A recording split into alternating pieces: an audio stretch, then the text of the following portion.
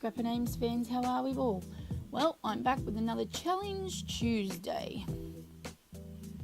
Alright, so what I'm showing you there is I have done some gessoing on this one side of the page. This challenge is for the Corbett Creations April Alpha Challenge. Now you will see what I do with this. So I've just sprayed some water, and I'm just going to use some watercolours. Now it doesn't quite go the way I want it to. Kind of got the idea after some bit of inspiration from the lovely Inky Quill, but she makes it look so much better than I did. So, but hey, give it a go. Why not?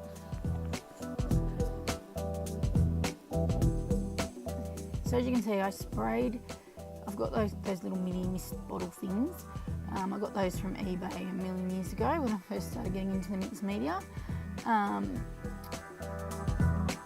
But I use also a pot of water I had sitting there. Actually, that's my daughter's, had it sitting there from earlier in the day. So yeah, I'm using that to try and get the watercolour to really become quite watery, and then I'm going to use this packaging technique. I don't know if it's done so well. Not sure. But anyway, you got to roll with it. Now, even though I gessoed the page, it did make it still quite wet on that side. So might need to use, instead of sort of your normal 12 by 12 cardstock, like that was the American Crafts brand, maybe a Basil Marshmallow might have been better when you're using that much sort of wet media. So I decide to mount my photos onto a couple of different layers. One is this vellum, just to give it that soft sort of look to it. I always find that vellum gives that real gentle kind of soft texture look to a layer. And then I'm going to add this really nice glittery pale pink kind of colour as well, just to make it pop too off the page, give it a bit of sparkle. And this photo is from a little while back, of my daughter and I doing some scrapping. I was teaching her how to use, I think from this one, teaching her how to use the paper trimmer on things there. She thought it was a great thing back then. I think this is almost 2 years ago, to be honest. I think it's 2016 this photo was taken. So just layering that up.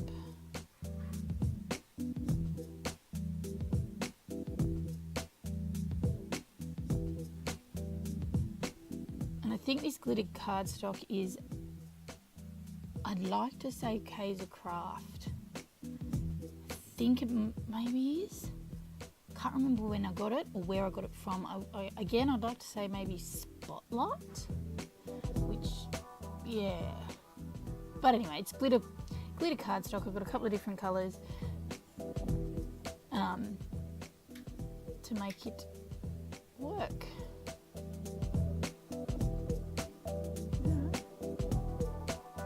Now this cardstock I'm adding, or cardboard almost, I'm adding to the background is actually like a corrugated piece, like a thick piece of, cardboard almost. I just thought I'd add a different colour to the, a different tone, to the background as well of the photo. And the thickness of it meant that it sort of popped up, the photo popped up a little bit. I'm tangling my words right now, sorry guys, blah, blah, blah. Now, because this page became so sort of wobbly, I like to say, because it was very wet, I decided to trim it down and mat it onto a thicker blue piece of just coloured cardstock. Again, nothing fancy there. It was, I think, a pack that I brought from the reject shop not so long ago when I'd run out of some coloured cardstock. So I just went and brought a pack from there. So it just gives that stability for it in the background, I think, because it really did feel quite thin and fragile. And as you can see, I'm just using double-sided tape to put this onto the blue cardboard. Oh, heating my heat gun up. I'll explain why shortly.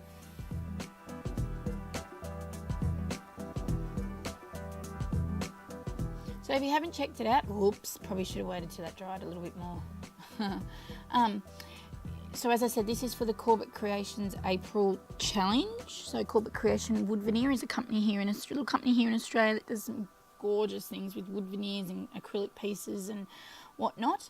And yeah, now she does a challenge each month, and this one was to use alphas. So I decide, again, a bit of inky quilling, what do you call it? My mind's gone blank. Anyway, inspiration, that's the word. So that's what I'm using the glue gun for. So I am giving a bit of extra adhesive to the alphas I'm going to put on this page, just because it is wet. I don't want it to become unstuck sort of later on. I don't make you watch the tedious process I decided to go through, randomly picking a lot of the letters that are just the leftovers that are always left, you know, at the end of a pack. So I thought, why not? And there you go. I don't do a lot. I just jumble up a few different ones. And the only real pattern to it is a lot of them are the letters that I said are left behind on, you know, your alphabet sticker sheets. Now I do have a bit of trouble with my heat gun at the moment. I have the wrong size glue sticks for it, so it's a bit painful, but anyway, I'll get through. And I'm using the glue, the hot glue, to stick it to this background, just to make it really stick quite well.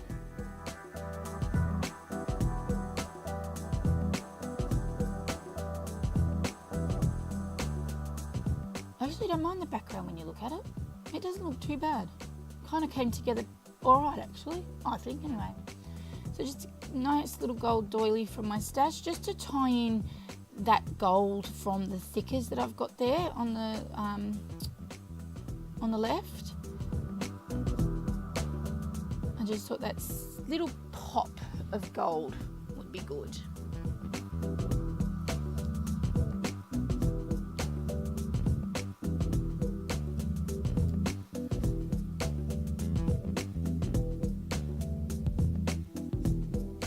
And then I just go through some bits of ephemera I knew I had left over that matched some of the colour tones here. So this is some leftover pieces from, I think it's the Wild at Heart Cocoa Vanilla Studio pack. I think I'm using the Cocoa Vanilla More Than Words, and maybe even a bit of Bohemian Dream somewhere in here. Just because those three really give that soft pinks and blues and whatnot. So I thought it'd go really well with the background colours and the colours of my thickers and things like that are in all through this layout. And they worked a treat. So, you know, you've got your lovely leaves and florals and things like that. And then I add some other bits and bobs from them. I think that says cute, that little arrow.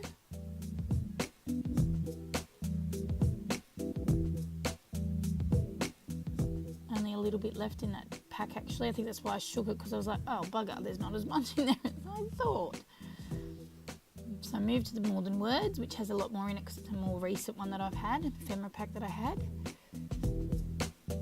So just playing around. I wanted to use this because, like this little piece, the arrow piece that says cute, but it didn't look right sitting on the page there. It sort of, I think, just disappeared into things.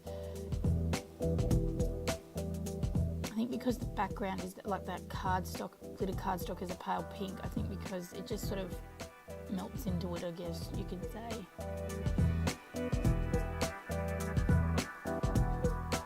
So I just use this little banner, and then this little, and then add the little piece there, and it goes, works a treat.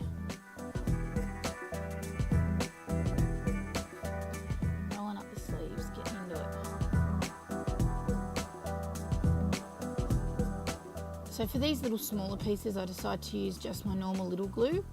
I wonder if it's because it needed topping up the glue, and that's why I didn't want to use, I used a hot glue gun. Not sure.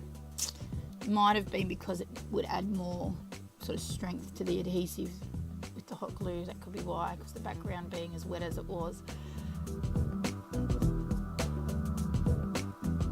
Just adding some more little bits and pieces. I don't think I had too much to this because you've got all those alphas on the side there, so I didn't want to overpower the page with lots of words. And And then there's obviously got to be room for the title, so making sure that, you know, you're not sort of making the page look cluttered. So just adding little pops of bits and pieces here of embellishments. I think I add that one with a bit of foam tape, pop it up a little bit.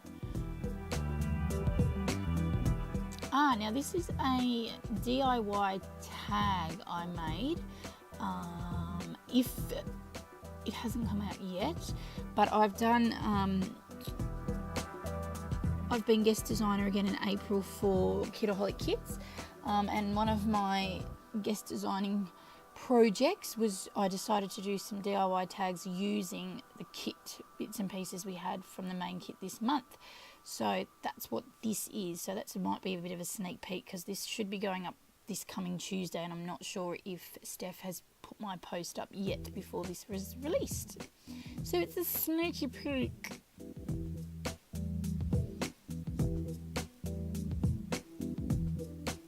I'm just jotting the date down, but it says 2016. It's the end of 2016, I think. Yeah, there you go. That's where I'm up to. Still going, still plugging along with the end of 2016. My photo box is now full because I've done a whole heap of photo orders of late when Snapfish has had their, you know, specials on, or, you know, my 50 every month that you get free and blah, blah, blah. So now I have this big chunk of 2017 to get really cracking into and getting into our albums.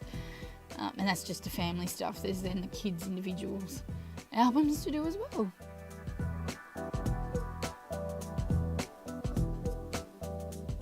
Some little phrase stickers here. This is from Maggie Holmes. I think it's Chasing Dreams. I think it was again one of my Kidaholic Kits kits a few months back. Now, what am I doing? I'm looking for something, I think. What's missing? Oh, my pen. So I popped some journaling down. Now I do carefully kind of place where my journaling is there, because I don't want it on where the gesso and everything was, otherwise the pen wouldn't have worked properly. So I've made sure it was on a spot that didn't have any gesso or paint or water or anything like that on it. And then voila, there is my title. It's a bit of a big one with some of my scripty font at the bottom with using my Nuvo script pens. I'm just adding some final little pieces here, making it's a bit of a girly page, and that's okay. It's going in my daughter's album with all the lovely florals and the soft tones and things like that. But she loved it, so that was always a good thing. It's always good.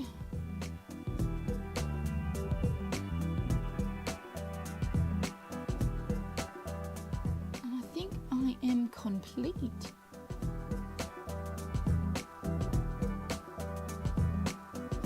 So I will try and leave a link to the Corbett Creations page in my description box. And I will have some close-ups of this for you in a moment. So I hope you've enjoyed this process video for Challenge Tuesday number 14. So plugging along there. And I will see you next time. Thank you so much for watching. Bye-bye.